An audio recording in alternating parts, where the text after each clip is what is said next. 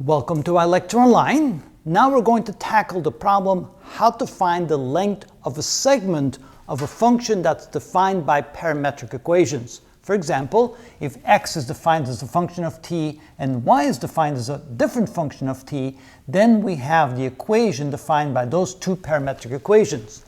When we deal with polar equations, those functions of course become r times the cosine of t and r times the sine of t. But if we're not using the polar functions, we're using a different set of parametric equations, the methodology still holds. It works for both. So this is a more general case.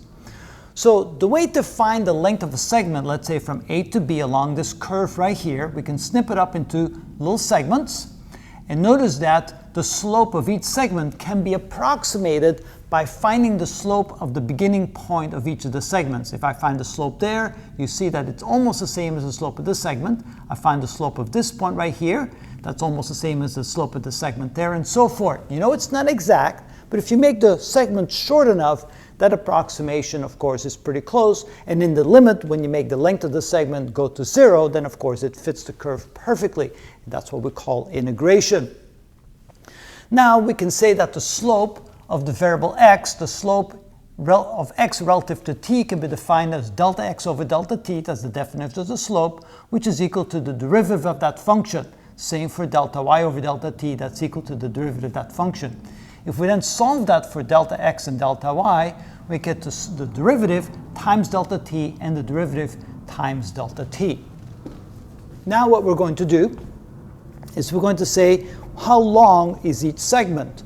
Well, each segment can be defined by the diagonal of this triangle right here. And so if this here is delta x and this here is delta y, notice that the length of that segment can be defined by the square root of delta x squared plus delta y squared.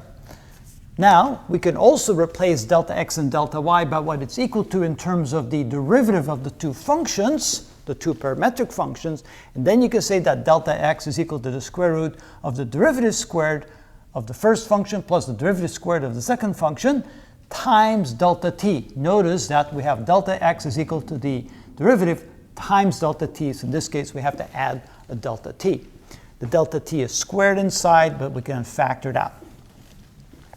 So if we want to find the length of the entire segment from A to B, we're then going to sum up all the little individual segments. And so we have a sub I subscript, and we sum them all up from I equals 1 to n, however many segments there are.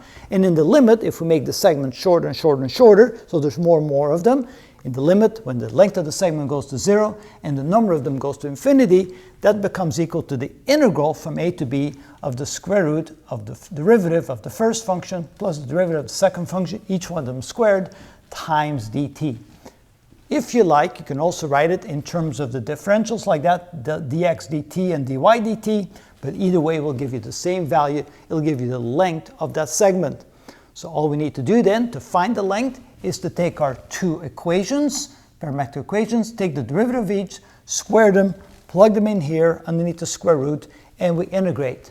Sometimes it's easy, sometimes not so easy, but I'll have some examples for you in a few videos after we see a little bit more theory about how to find the length of a function with parametric equations, and then eventually also, of course, with polar equations. This is how we do that.